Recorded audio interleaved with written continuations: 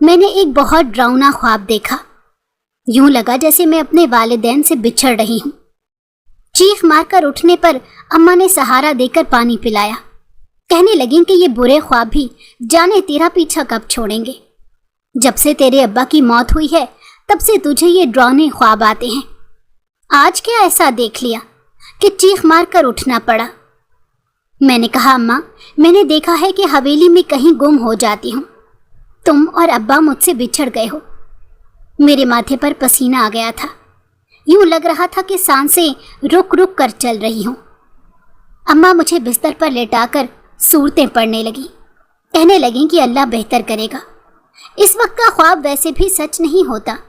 خواب کی حقیقت ہمیشہ سے الٹ ہی ہوتی ہے۔ میرا نام گڑیا ہے۔ یہ نام کافی عجیب ہے۔ ہر کوئی میرا نام سننے کے بعد یہ لازمی کہتا تھا کہ اپنا اصل نام بتاؤ، لیکن میرے ابا نے میرا نام گڑیا ہی رکھا تھا۔ گاؤں کے ایک چھوٹے سے مکان میں میری پیدائش ہوئی تھی، اور کیا ہی خوبصورت قسمت لے کر پیدا ہوئی تھی۔ سارے گاؤں میں میرا نام مشہور تھا۔ کوئی مجھے گڑیا کہہ کر پکارتا تھا۔ میری نیلی آنکھوں کی وجہ سے میرے ابا نے میرا نام گڑیا رکھا تھا۔ میں اپنے ابا کی بے حد لاڈلی تھی۔ وہ میرے ہر ناز نخرے اٹھاتے تھے۔ میں جو بات کہہ دیتی وہ میرے کہنے کے فوراً بعد پوری ہو جاتی تھی۔ کئی بار تو وہ میرے دل کی باتوں کو یوں ہی سمجھ جایا کرتے تھے۔ رات کو پیر دباتے وقت ان سے کہانیاں سننے کو ملتی تھیں۔ ہر روز ان کے پاس نہ جانے کہاں سے اتنی کہانیاں آ جاتی تھیں۔ مجھے تو کبھی کبھار لگتا تھا کہ وہ مجھ سے جھوٹ بولتے ہیں، کہ وہ پڑھے لکھے نہیں ہیں۔ آخر کو ان کے پاس اتنا علم کا خزانہ جو تھا۔ وہ کئی بار مجھے ایسی کہانیاں سنا جاتے جو میری پڑھائی میں میرے کام آتی تھیں، اور اساتذہ بھی حیران رہ جاتے کہ اتنی کم عمری میں مجھے اتنا سب کچھ کیسے پتہ ہے۔ میرا ایک ہی جواب ہوتا تھا کہ میرے ابا مجھے سب کچھ بتا دیتے ہیں، اور سارے گاؤں میں مشہور تھا کہ اس کے ابا اس کے چھوٹے سے دماغ میں دنیا جہان کا علم ڈال رہے ہیں۔ ان کو ہسٹری سے لے کر اسلام تک ہر چیز معلوم ہوتی تھی۔ ان کے پیر دبا کر مجھے بہت سکون ملتا تھا۔ میں تو ان کے اتنے قریب تھی کہ اماں کے بغیر رہنا تو میں تصور کر لیتی تھی، لیکن ابا کے بغیر جینا میرے لیے محال ہوتا تھا۔ اگر شام کو کام سے ذرا سی دیری ہو جائے تو میری آنکھوں سے ٹپ ٹپ آنسو بہنے لگ جاتے تھے۔ میری اماں تو ہمیں لیلا مجنوں کہہ کر پکارتی تھیں۔ کہتی تھی باپ بیٹی کی جوڑی کم لگتی ہے، یوں لگتا ہے کہ پچھلے جنم میں دونوں دوست رہ چکے ہوں۔ میرے ابا کہا کرتے تھے کہ تمہاری ماں تو ہم دونوں کے رشتے سے جلتی ہے، کیونکہ میں تمہیں زیادہ پیار کرتا ہوں۔ اماں ان کی بات سن کر ہنس دیا کرتی تھی۔ میری اماں اور میرے ابا زیادہ پڑھے لکھے نہ تھے۔ انہوں نے بنیادی پرائمری تک کی تعلیم حاصل کی تھی۔ اس سے آگے گاؤں میں کوئی اسکول ہی تب تک تعمیر نہ ہوا تھا، اور نہ ہی میرے نانا اور دادا کو تعلیم کی اہمیت کا علم تھا۔ ابا کام کاج میں لگ چکے تھے۔ ان کے نزدیک حویلی کے ملازم بننا زیادہ بہتر تھا۔ پڑھائی انہیں بے حد مشکل لگتی تھی، لیکن جو قصہ ایک بار سن لیا کرتے تھے اسے بھولتے نہیں تھے۔ ان کے پاس علم کا ذخیرہ تھا، لیکن پھر بھی ہمیشہ کہتے تھے کہ میں ادنا سا ان پڑھ انسان ہوں۔ وہ حویلی میں نوکری کرتے تھے۔ حویلی کا ماحول کچھ زیادہ اچھا نہیں تھا، لیکن پھر بھی میرے ابا نے وہاں حویلی کے مالکان کا بھروسہ جیت لیا تھا۔ ان پر وہ بہت بھروسہ کرتے تھے، اور ہر عید پر ڈھیروں تحائف ہمارے گھر آیا کرتے تھے۔ میرا وہ بہت خیال کرتے تھے، کہتے تھے کہ یہ تو ہماری بیٹی جیسی ہے۔ میرے ابا کبھی مجھے حویلی نہ لے کر گئے تھے۔ کہنے لگے کہ وہاں کا ماحول لڑکیوں کے جانے والا نہیں ہے، اور وہ ہر اچھی بات سمجھاتے تھے۔ گاؤں میں ایک ہی اسکول تھا جہاں زیادہ تر لڑکے پڑھتے تھے، لیکن میرے ابا نے کہا کہ ہماری لڑکی کسی سے کم نہیں، یہ بھی اسکول میں پڑھا کرے گی۔ انہوں نے میرا داخلہ دوسرے گاؤں کے ایک اسکول میں کروایا، جہاں جاتے صبح مجھے 23 منٹ لگ جاتے تھے۔ ابا روز حویلی جانے سے پہلے مجھے وہاں چھوڑ کر جایا کرتے تھے، اور واپسی پر لانے کی ذمہ داری بھی ان پر ہی تھی۔ کئی بار تو ان کے کاندھوں پر بیٹھ کر میں نے سفر کیا۔ زندگی مجھے ایسی ملی تھی کہ ہر کوئی رشک کرتا تھا۔ کہ ایسی زندگی تو ہمیں بھی ملے۔ ایسے ہی دن گزر گئے۔ میں تیسری کلاس میں تھی۔ ابا کے ساتھ شہر کے میلے میں جانے کی فرمائش کر رہی تھی۔ معلوم ہوتا کہ یہ دن اتنا منحوس ہے تو کبھی بھی شہر جانے کی فرمائش نہ کرتی۔ اپنے اماں ابا کی میں اکلوتی اولاد ہی ہوں، کیونکہ ابا اماں کے ہاں کافی عرصے سے کوئی اولاد نہ ہوئی، اور لوگوں کو لگتا کہ یہ معجزہ ہی ہوا کہ پری کے چھڑی گھمانے پر میں آ گئی۔ ابا کہنے لگے کہ تم تو ہماری جادوئی پری ہو، اس لیے تو تمہارا نام گڑیا رکھا ہے۔ میرے بعد بھی بہت سے لوگوں کا یقین تھا کہ اب تو ان کی دوسری اولاد بھی آ جائے گی، لیکن کچھ پریشانیوں کے باعث اماں دوبارہ ماں نہ بن سکی، اور انہوں نے اس بات پر بھی اللہ کا شکر ادا کیا تھا کہ اللہ نے انہیں کم از کم اولاد تو دے رکھی ہے۔ میں ان کی اکلوتی اولاد تھی، اور اکلوتی اولاد ہونے کے سبب میں بے حد لاڈلی تھی۔ اپنے ابا کی تو چہیتی تھی، کہنے لگے کہ یہ ہمارے گھر کی تو رونق یہی ہے۔ ابا کے ساتھ میری گہری دوستی تھی، اور بچپن میں نے ابا کے علاوہ کسی کو اپنا دوست نہیں بنایا تھا، کیونکہ میرے دکھ سکھ سب کے سانجھے دار میرے ابا ہی تھے۔ کئی سال تک تو لوگوں کو لگتا رہا تھا کہ میں اماں ابا کی سگی اولاد نہیں ہوں، کیونکہ ان کا ماننا تھا یہ جب میری ماں حاملہ ہوئی اس کے بارے میں تو کسی کو بھی علم نہ ہوا۔ اماں ابا نے اس لیے یہ سب سے بات چھپا رکھی تھی کہ کہیں کسی کی نظر ہی نہ لگ جائے۔ دھیرے دھیرے ابا کا پیار دیکھ کر انہیں یقین ہوا کہ میں ان کی سگی اولاد ہی ہوں۔ ابا کے ساتھ میلے پر ضد کر کے تو نکل گئی۔ راستے میں دل بڑا پریشان تھا۔ ابا بھی کہنے لگے کہ گرمی زیادہ ہے، واپس چل نکلتے ہیں، لیکن پھر میرے چہرے کی اداسی دیکھ کر بولے کہ اتنی گرمی بھی نہیں ہے، آج گھوم ہی آتے ہیں، پھر شاید شہر کب جانا ہو اور میلہ کہیں ختم ہی نہ ہو جائے۔ میلے کی اصل رونق تو پہلے دن میں ہی ہوتی ہے۔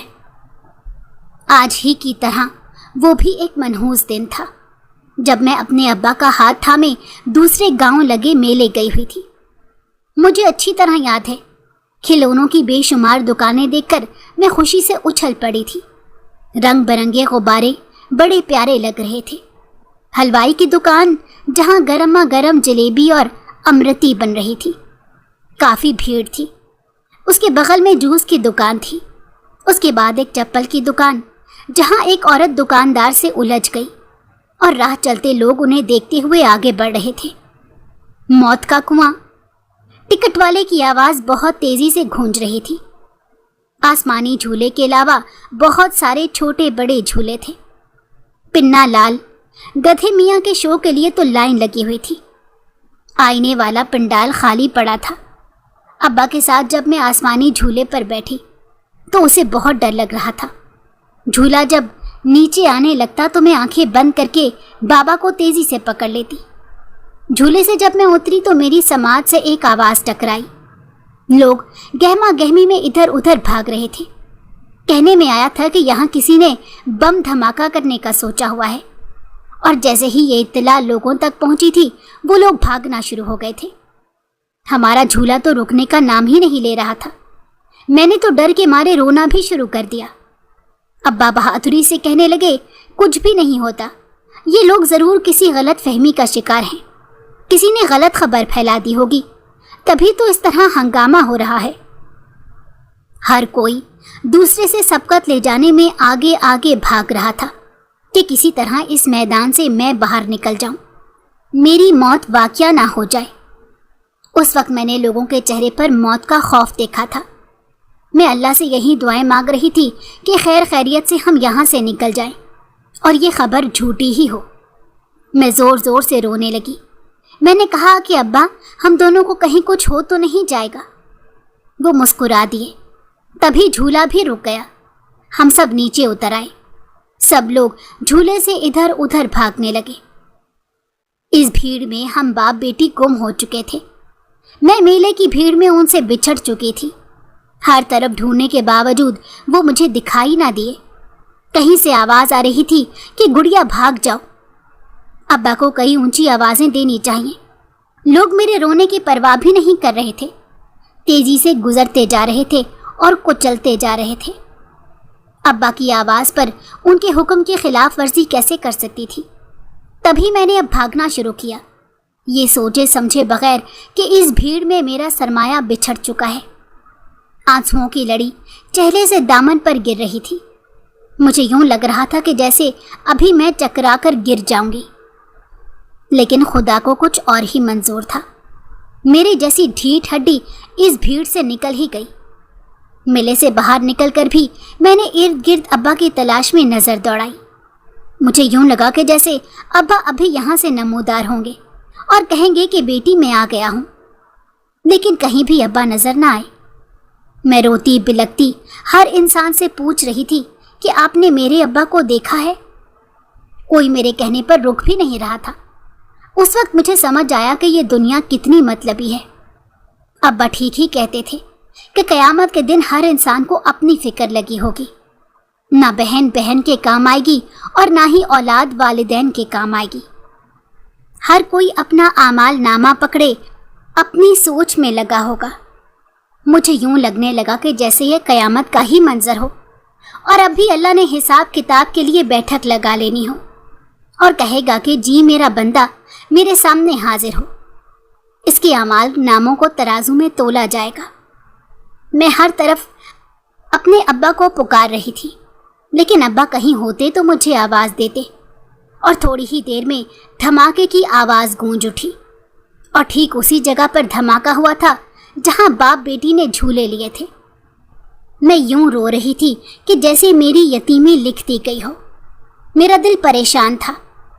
کچھ ہی دیر میں وہاں ایمبولینس آ چکی تھی، میتوں کو ڈال کر اسپتال لے کر جایا جا رہا تھا۔ کچھ لوگ اپنے پیاروں کی شناخت میں روتے ہوئے اندر کی جانب بھاگ رہے تھے، اور میں وہیں ایک جگہ کھڑی رہ گئی تھی۔ کچھ دیر بعد اماں کی روتی آواز نے مجھے سینے سے لگایا، کہنے لگیں کہ بولتی کیوں نہیں؟ تیرا ابا بھی تو تیرے ساتھ تھا، وہ کہاں رہ گیا؟ میں نے اشارے سے اندر کی جانب ان کا دھیان دلایا اور کہا کہ ابا تو وہاں رہ گئے، چلا گیا ابا۔ ہم ماں بیٹی کس طرح گھر واپس لوٹیں اس کا تو مجھے کچھ علم نہیں تھا۔ گھر آتے ساتھ ہی بے ہوشی سے میں بستر پر گر چکی تھی، اور جب 2 دن بعد ہوش آیا تو اماں نے بتایا کہ ابا کی میت دفنا دی جا چکی ہے، اور چیخیں مار مار کر میں ابا کو یاد کر رہی تھی۔ ہر رات ابا کے بستر پر لیٹ کر میں اس واقعے کو دہراتی تھی۔ اب مجھے خوف آنے لگا تھا، لوگوں کی بھیڑ میں گم جانے سے خوف آتا تھا۔ میں نے گھر سے نکلنا ہی چھوڑ دیا تھا۔ اماں نے کئی بار مجھے سمجھانے کی کوشش کی۔ کچھ لوگ تو مجھے منحوس کہہ رہے تھے، کہنے لگے ضرور اس کی ضد پر ہی بھائی صاحب اس کو لے کر میلے پر گئے ہوں گے، ورنہ اس عمر میں ان کو میلے پر جانے کی کون سی چاہ چڑھی تھی؟ یہ لڑکی ہمیشہ بھائی صاحب کو الٹے کاموں پر لگا دیتی تھی۔ اپنے باپ کو اکیلا چھوڑ کر خود باہر نکل آئی۔ اتنی ہی باپ کی چہیتی تھی، خود بھی ساتھ ہی مر جاتی۔ ابا کے جانے کے بعد لوگوں کے اصل چہرے سامنے آ چکے تھے۔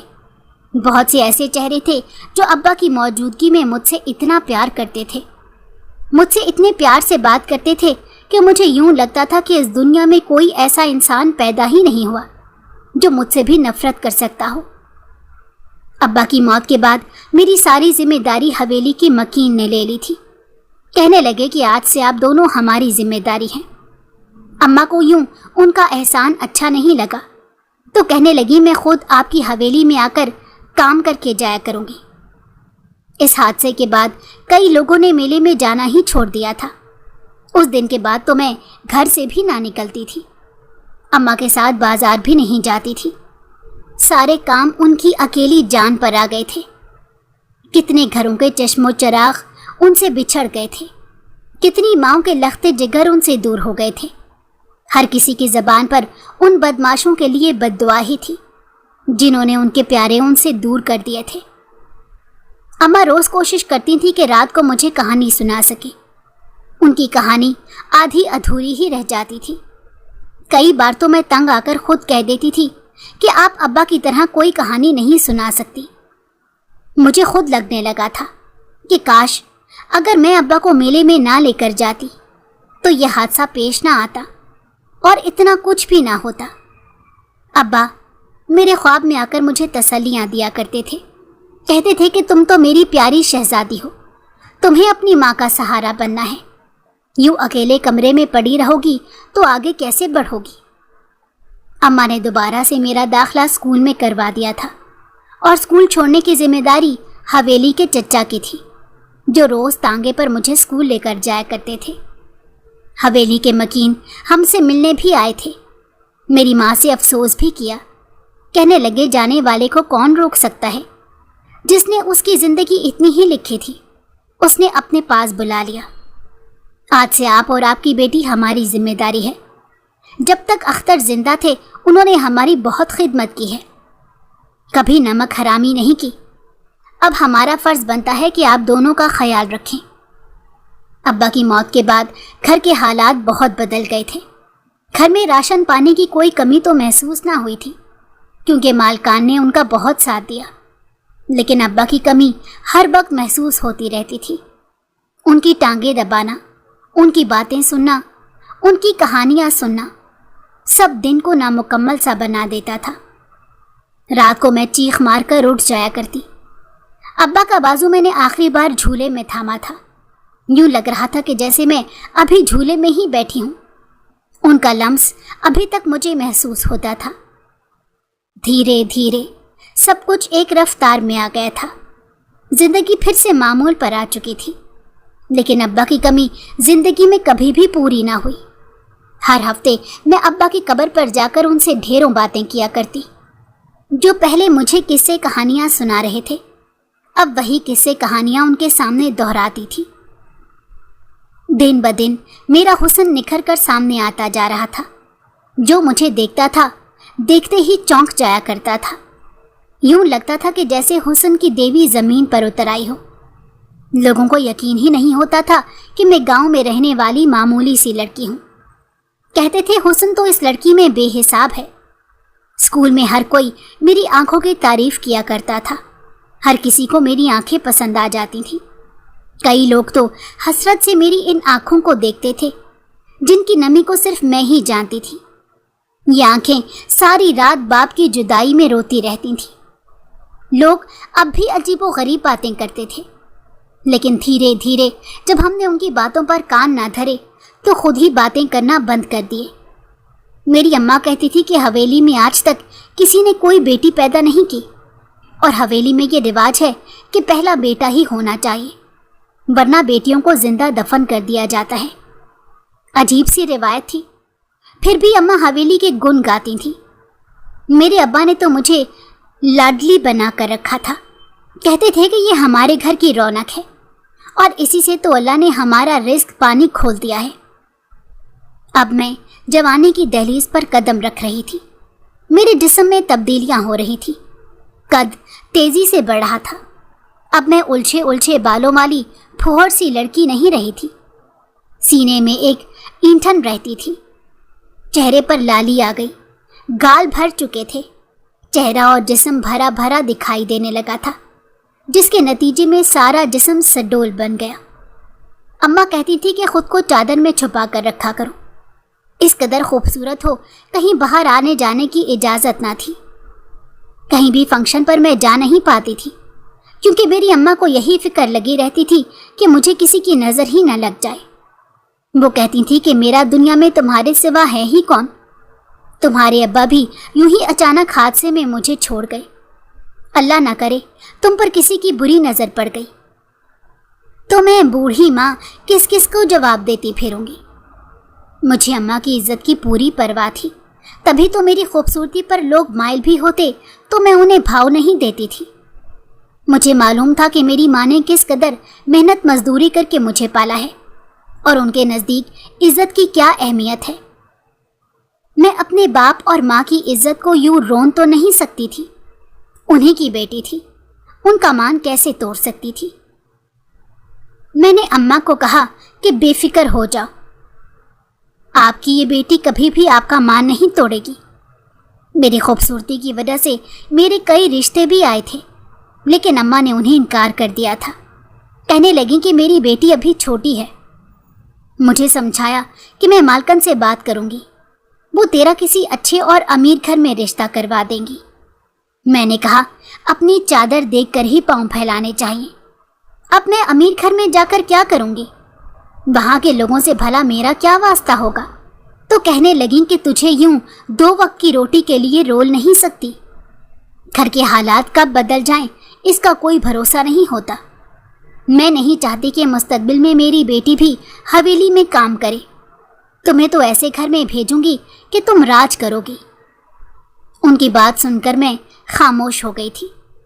ہر والدین اپنی اولاد کے لیے ایسا بھلا ہی چاہتے ہیں کہ ان کی اولاد راج کرے.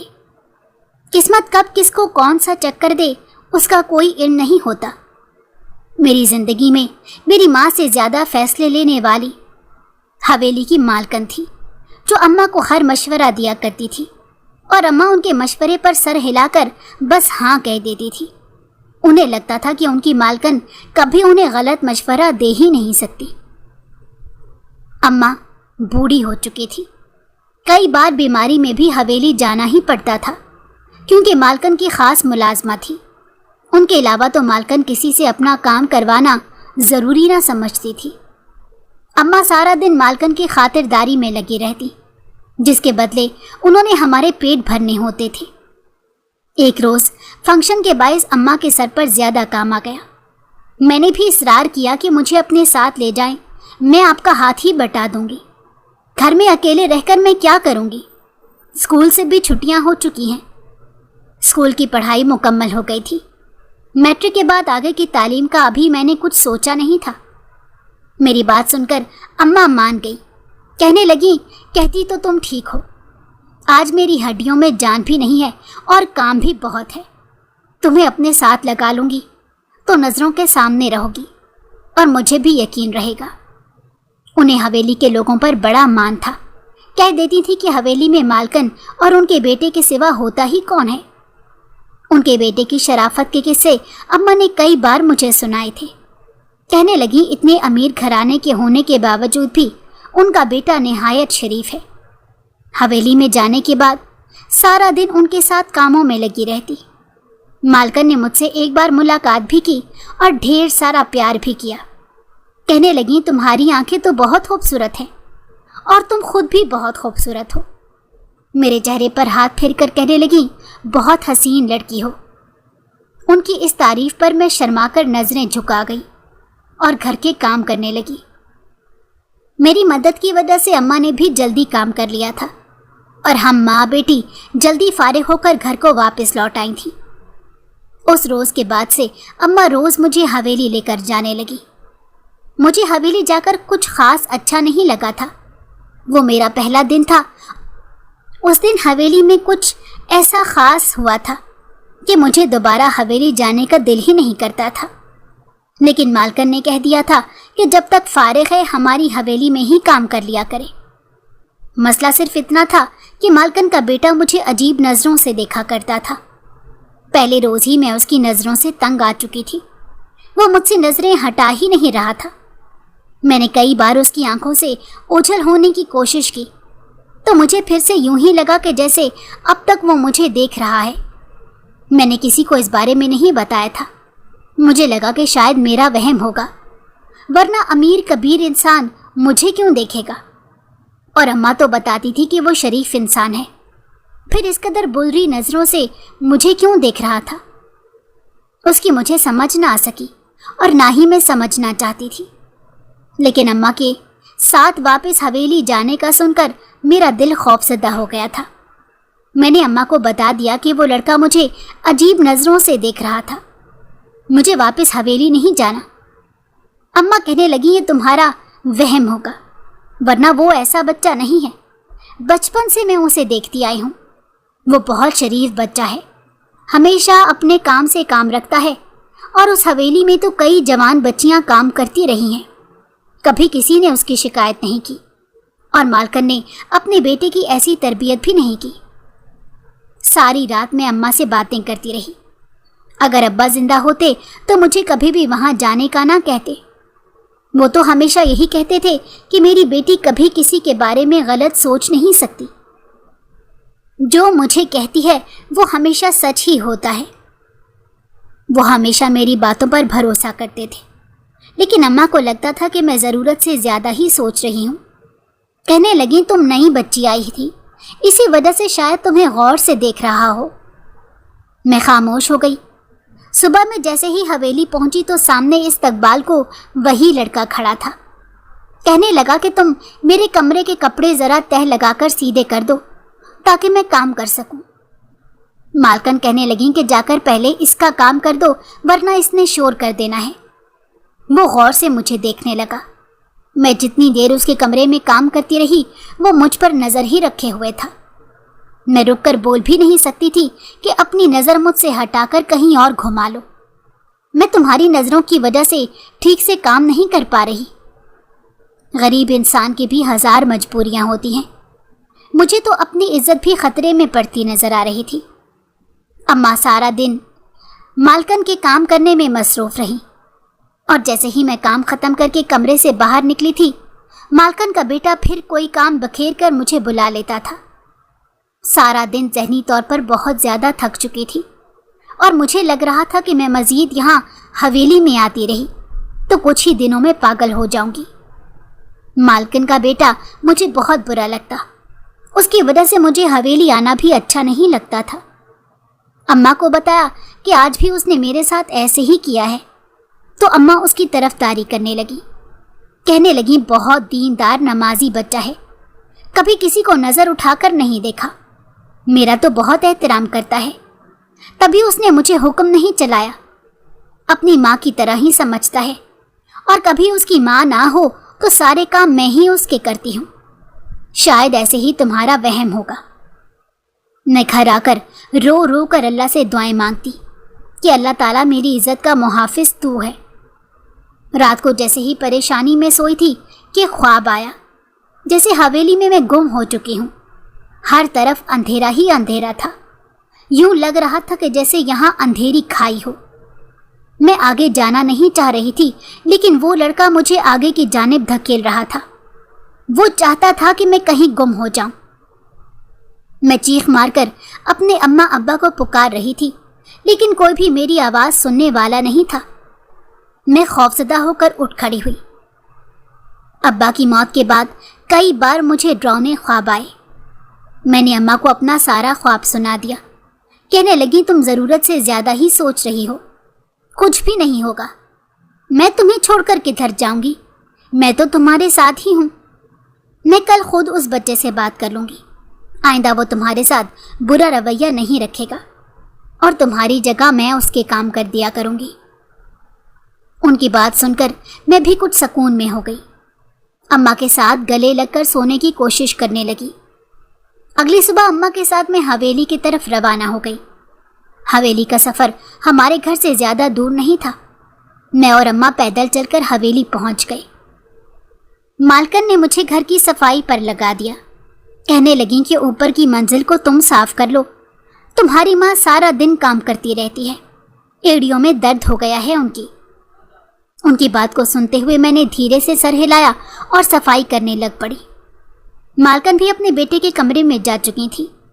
न जाने माँ बेटा किस तरह की बातें कर रहे थे। मेरा दिल तो छोटे माले के कमरे में जाने का बिल्कुल भी नहीं था, लेकिन मजबूरी थी। मालकन ने कहा था कि ऊपर के सारे कमरे मैंने ही साफ करने हैं। मेरी माँ ने भी शायद अब तक उनसे बात ना की थी। वैसे भी बड़े लोग कब किसकी बात का बुरा मना जाएं, उसका इल्म थोड़ा ही होता है। मालकन को तो अपना बेटा ही ठीक लगेगा। मैं अंदर जाने लगी तो मालकन और उसके बेटे की आवाज़ें आ रही थी। शायद माँ बेटा किसी बात पर तकरार कर रहे थे। लड़का कहने लगा, आपने पहले क्यों नहीं बताया कि वो नीली आंखों वाली लड़की मेरी कज़न है। इतने दिनों से वो हमारे घर पर काम कर रही है। मुझे तो पहले दिन ही शक हो गया था कि उसकी नीली आंखों का राज कुछ और है। मेरे पांव तले से ज़मीन खिसक गई और मैं दरवाजे में ही गिर गई। आवाज़ सुनकर माँ बेटा दोनों बाहर आ गए। मुझे यूं नीम बेहोशी में देखकर दोनों घबरा गए। मेरी माँ भी मेरी चीख सुनकर ऊपर आ चुकी थी। उन्होंने मुझे बिस्तर पर लेटाया। मुझे होश ना था कि मैं किसकी जानिब देखूं। मैंने सारी ज़िंदगी एक धोखे में गुजारी थी। जिनको अपना वालिदैन समझती आई वो तो मेरे असल वालिदैन थे ही नहीं। مالکن اور ان کا بیٹا مجھے دیکھنے لگے، کہنے لگے کہ شاید تم نے ہماری باتیں سن لی ہیں، تمہیں یہ باتیں نہیں سننی چاہیے تھی۔ میں نے کہا کہ حقیقت کھل کر سامنے جو آ گئی ہے، آپ لوگوں نے شاید مجھے زندہ دفنانے کی سازش بھی کی ہوگی۔ میری ماں کا رنگ یہ ساری باتیں سن کر اڑ چکا تھا، جیسے وہ اس حقیقت سے گھبرا رہی ہو۔ مجھے دیکھ کر ہاتھ جوڑنے لگی، رونے لگی، کہنے لگی کہ اپنی ماں کو کبھی غلط مت سمجھنا، تم مجھ سے کبھی ناراض مت ہونا، میری زندگی میں تمہارے سوا ہے ہی کون۔ مالکن کہنے لگی کہ میں تمہیں ساری حقیقت بتاتی ہوں، اس کے بعد فیصلہ تمہارے اختیار میں ہوگا، ہم لوگ تم پر کوئی زبردستی نہیں کریں گے۔ تم دراصل اس حویلی کا خون ہو، تمہارے اماں ابا تمہاری پیدائش سے پہلے بہت زیادہ خوش تھے، تمہاری اماں خاص طور پر مطمئن تھی کہ ان کی طرف سے بیٹا ہی ہوگا، اور ڈاکٹر نے بھی انہیں یہی بتایا تھا کہ ان کے ہاں بیٹا ہونے والا ہے، لیکن تمہاری پیدائش کے وقت وہ لوگ گھبرا گئے تھے، تمہیں زندہ دفنانا نہیں چاہتے تھے۔ تمہاری دادی بہت سخت طبیعت کی مالک تھی، لوگ اتنے پڑھے لکھے اور امیر ہونے کے باوجود بھی جاہلانہ سوچ رکھتے ہیں، یہ مجھے اندازہ نہ تھا۔ زندہ دفنا دینے کے ڈر سے میرے والدین نے مجھے خود سے دور کر دیا تھا۔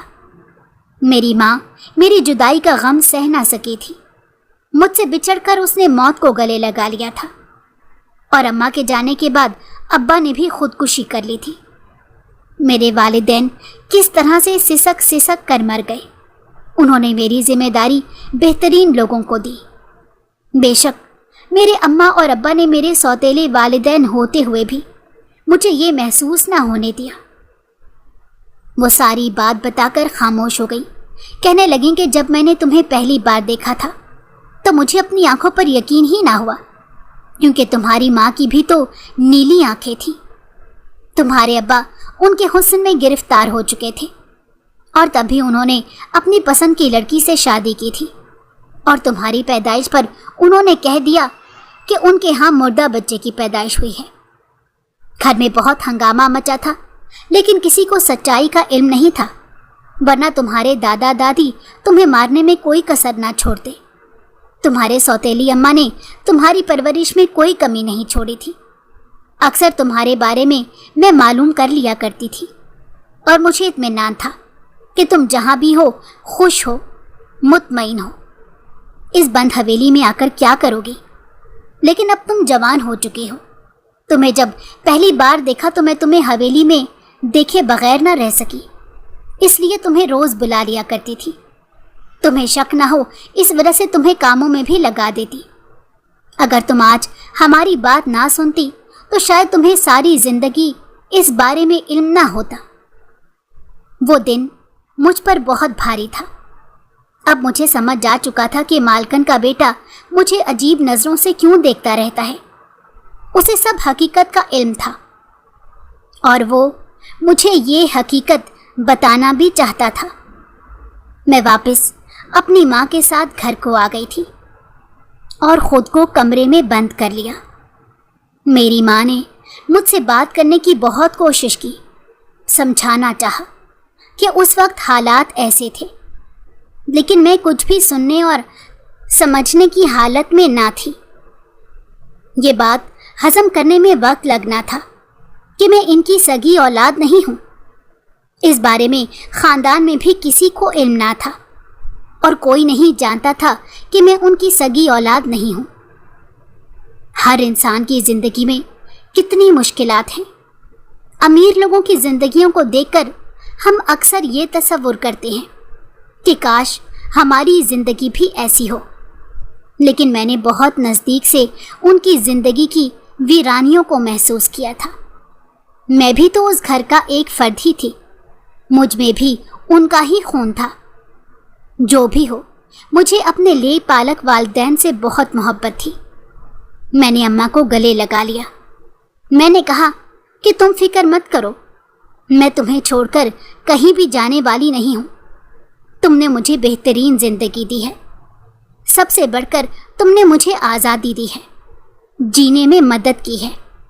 اگر تم لوگ میری مدد نہ کرتے تو شاید آج میں زمین میں دفن ہو چکی ہوتی۔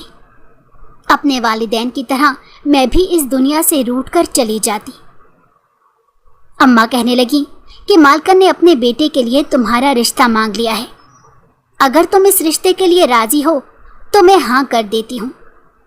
دیکھو بیٹی، سوچ سمجھ کر ہی فیصلہ کرنا، تمہاری تائی بری عورت نہیں ہے، وہ بیچاری تو خود ان روایات کا شکار تھی۔ اب جب کہ تمہارے دادا اور دادی اس دنیا میں نہیں رہے تو تمہاری تائی نے ان روایات کو ختم کر دیا ہے۔ حویلی میں پیدا ہونے والی کوئی بھی بیٹی اب ماری نہیں جائے گی، بلکہ اسے زندگی دی جائے گی۔ بیٹیوں کو بھی اتنا ہی اہم سمجھا جائے گا جتنا اس حویلی کے بیٹے اہم ہیں۔ ان کی بات سن کر میں سوچنے لگی۔ مجھے سوچ میں پڑتا دیکھ کر اماں کہنے لگی کہ وہ لڑکا بھی تم سے محبت کرتا ہے، تم ان کے خاندان کا ہی خون ہو، اگر اپنے خاندان کے خون میں شامل ہو جاؤ گی تو یہ ہمارے لیے زیادہ بہتر ہوگا۔ میں تمہارے رشتے کے لیے شروع سے اسی لیے زیادہ فکر مند رہتی تھی کہ میں چاہتی تھی کہ تم جس خاندان کا خون ہو اسی طرح کے لوگوں میں جاؤ۔ تمہارا خون ہم غریب گھرانوں کی نسل چلانے کے لیے نہیں ہے، بلکہ تم تو امیر گھر میں راج کرنے کے لیے پیدا ہوئی ہو۔ اگر یہ روایات وقت پر ختم کر دی جاتی تو سونے کا چمچ لے کر پیدا ہونے والی وہ تم ہو۔ زندگی جذبات میں نہیں گزاری جاتی، زندگی کے فیصلے بہت سوچ سمجھ کر لیے جاتے ہیں۔ تمہارا غصہ جائز ہے، تم ان سے نفرت بھی کر سکتی ہو، لیکن اپنے خون سے لا تعلقی نہیں برت سکتی ہو۔ اپنی جائیداد کا حصہ تم تبھی حاصل کر سکتی ہو جب تم ان سے شادی کر لو گی۔ ان کی باتوں کو سوچ کر میں نے بھی یہ فیصلہ کر لیا تھا کہ میں اس گھر سے رشتہ بنا لوں گی، کچھ اور نہ سہی اپنے والدین کی جائیداد کو ہی حاصل کر لوں گی۔ مجھے جائیداد کی کوئی لالچ نہیں تھی، لیکن میرے آباء و اجداد نے جو ظلم بیٹیوں پر ڈھائے تھے، میں انہیں ثابت کرنا چاہتی تھی کہ اس زمین میں ان کی بیٹیوں کا بھی حصہ ہے۔ میں نے صرف اس شرط پر ہاں کی تھی کہ میرے اماں ابا کی جائیداد میرے نام کر دی جائے گی، جس پر میری تائی بھی مان گئی تھی۔